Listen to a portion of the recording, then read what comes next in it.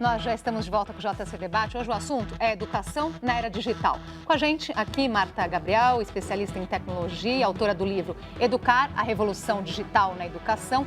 E também Juliana Abruzio, advogada especializada em Direito Digital e coordenadora da obra Educação Digital 2015. E eles estão cada vez mais presentes no nosso dia a dia, mas ainda não há um consenso sobre como lidar com o uso do celular durante o período de aula. Nesta escola da Zona Oeste de São Paulo, o uso de celular é liberado nos intervalos e em sala de aula apenas para assuntos relacionados aos conteúdos.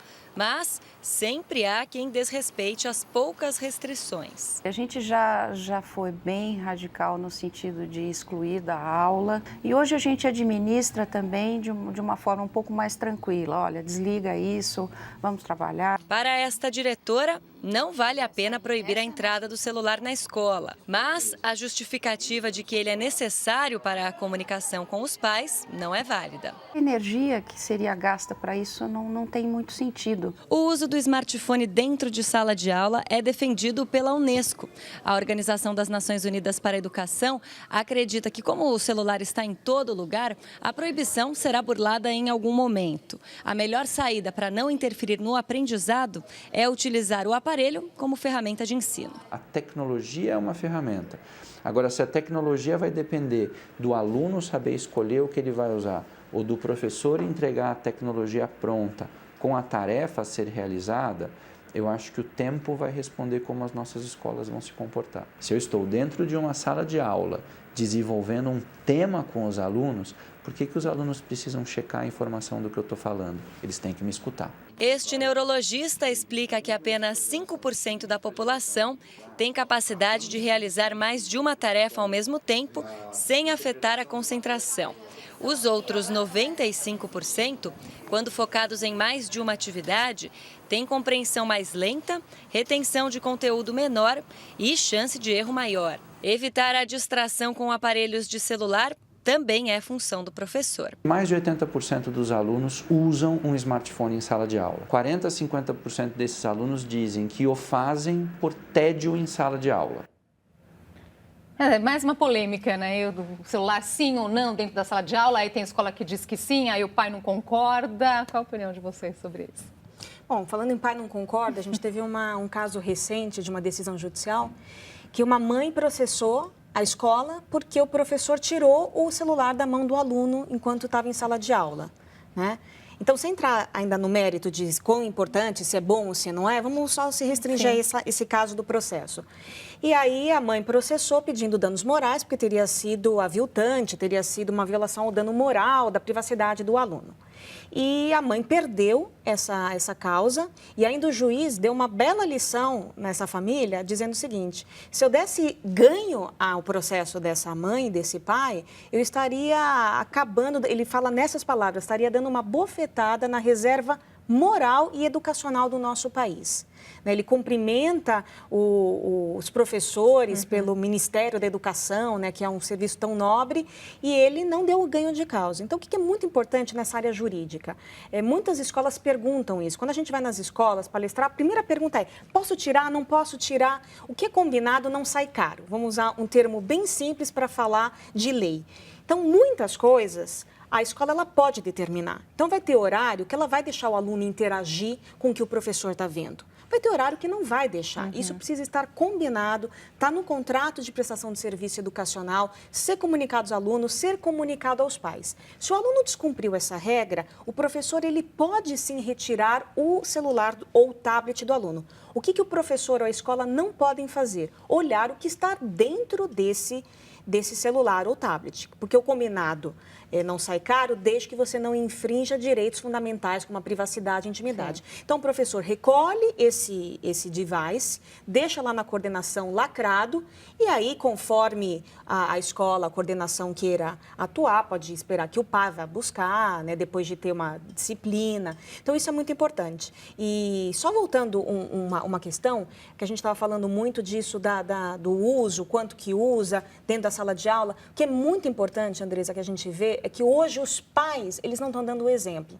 Então, muito do que a gente fala, e a gente foca muito no jovem, no adolescente, é até, de certa forma, injusto, porque tem muito adulto, pessoas de terceira idade que não largam o celular, não largam o Facebook. Então, deixar registrado. E a gente sabe o quanto o exemplo é importante, o exemplo, né? até porque a criança limita o que o pai está fazendo. Claro, porque chega na escola, se o professor vai fazer Exatamente. diferente, aí ele pega, não vai respeitar. E aí ele está cheio de razão, porque ele vê esse exemplo em casa, por que ele vai achar que ele está errado de ficar todo momento com o celular na mão em desrespeito ao que o outro está falando? Olha, por falar nisso, né, no exemplo, aí fica a questão do professor também, né? O papel do professor. Eu fiquei pensando agora nessa conversa. Porque muitas vezes agora o aluno vai e busca as informações na internet, né? E leva esse conteúdo para a sala de aula. Porque hoje se encontra tudo quanto é aula gravada na internet. Tem uma pergunta aqui do Álvaro Costa interessante. Ele pergunta justamente disso. Como lidar em situações onde o professor é confrontado por alunos em sala de aula? Quer dizer, muitas vezes o aluno vai, busca informações na internet, leva para a sala de aula e apresenta para o professor, discordando até. Sim. Né? Você disse dessa forma, eu encontrei na internet de outra. Muda o papel do professor? Totalmente. É muito interessante essa pergunta, porque ela sumariza o que é o papel do professor hoje. O professor antes, ele era a única fonte de informação na escola. Então, ele era o centro das atenções e ele era o condutor da informação.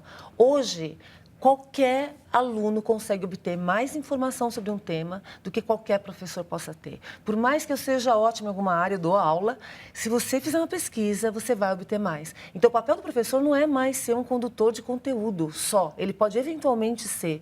Ele tem que ser um catalisador de reflexão. Então, quem está certo nesse caso é o aluno.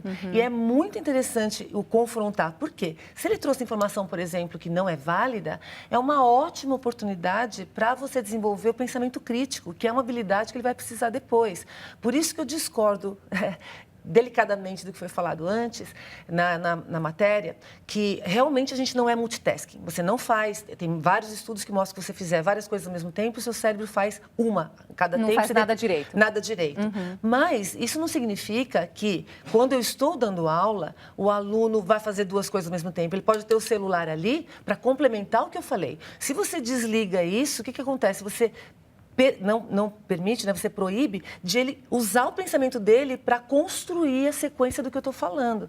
Então, ele não precisa fazer simultâneo. Outra coisa, isso faz parte do quê? Da educação. Isso que a Juliana falou, os contratos de uso, o professor sabe como conduzir a aula, o respeito à situação, mas contratado antes. Se for interessante, ele presta atenção em você. E ele vai usar as ferramentas digitais para complementar aquilo que você está falando. O novo papel do professor é esse. Esse é o bom professor. Concordo totalmente com a Marta.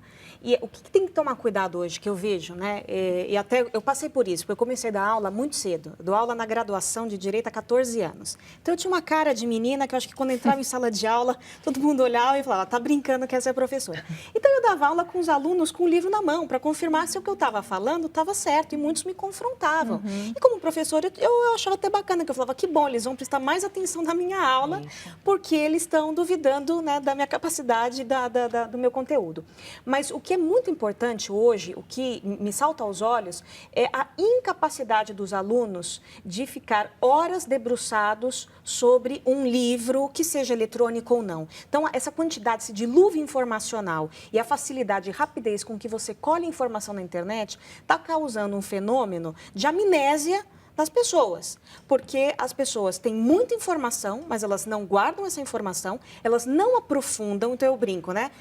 Eu falo para os alunos, vocês não podem ser profundos como uma pia, vocês têm que se debruçar, porque hoje você tem informação muito fácil, mas as pessoas perderam a capacidade de raciocinar e desenvolver um espírito crítico. E está aí o papel do professor, porque informação você já tem fora de sala de aula. O que falta hoje agregar essa quantidade de informação? A crítica e o raciocínio. Agora, quer dizer, essa é a preocupação do momento dos pais, mas me parece assim, que não é uma novidade, muito no sentido de cada vez que chega uma tecnologia, surge uma nova discussão, não é verdade, isso mesmo. Marta? Então, eu acho assim, daqui a pouco vai passar, vai absorver, né? Isso, não vai precisar tanto próxima. discutir tanto isso. Mas vai vir outra. Vai vir outra. Então, mas isso é muito legal, que tem até textos de Sócrates dizendo que a nova geração geração era dispersa e que pensava em outras coisas. Então, uma comparação que eu faço, o pessoal sempre pergunta também, né? Depois de palestra ou palestra em escolas, não, mas meu filho só fica no celular, ele fica o tempo todo. Gente, quando meu filho era pequeno, a discussão era do videogame.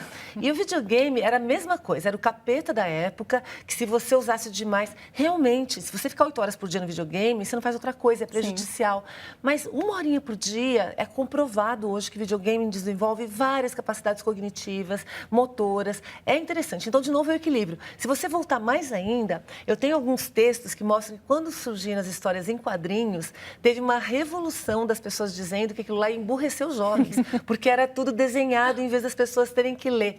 Então, assim, de novo, é o equilíbrio. E eu tenho um exemplo legal disso, porque quando meu filho se formou em Direito, né, no São Francisco, teve um culto ecumênico. E tinham 12 religiões falando ali, era interessantíssimo. Eu estava com roupa de festa, não tinha onde anotar. E eu peguei meu smartphone e comecei a anotar, até gravei o cântico budista. Bom, todos os pais olhavam para mim como se eu fosse uma mãe alienada. Então, as pessoas julgam sem saber o que você está fazendo. E, na realidade, eu sou a única que tem tudo que aconteceu naquele momento, porque eu estava com a tecnologia. Tem uns segundinhos aí só para uma complementação, Juliana. Sobre todo o assunto? Recadinho final. O recado final, eu acho que tem que ficar aqui a importância da conscientização nas escolas, né?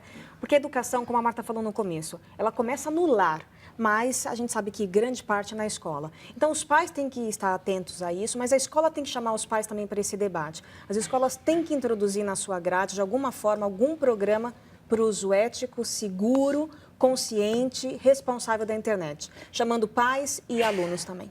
Frase final, Marta, só um alerta final, então, para quem está assistindo? Vou dar. A gente fala muito de inclusão digital, a gente vai falar de educação digital. Muito obrigada pela participação de vocês aqui hoje, muito bom esse papo e até a próxima. Até a próxima, obrigada. Tchau. E o JC Debate está terminando. Na nossa página na internet estão os nossos programas anteriores. Uma ótima tarde para você.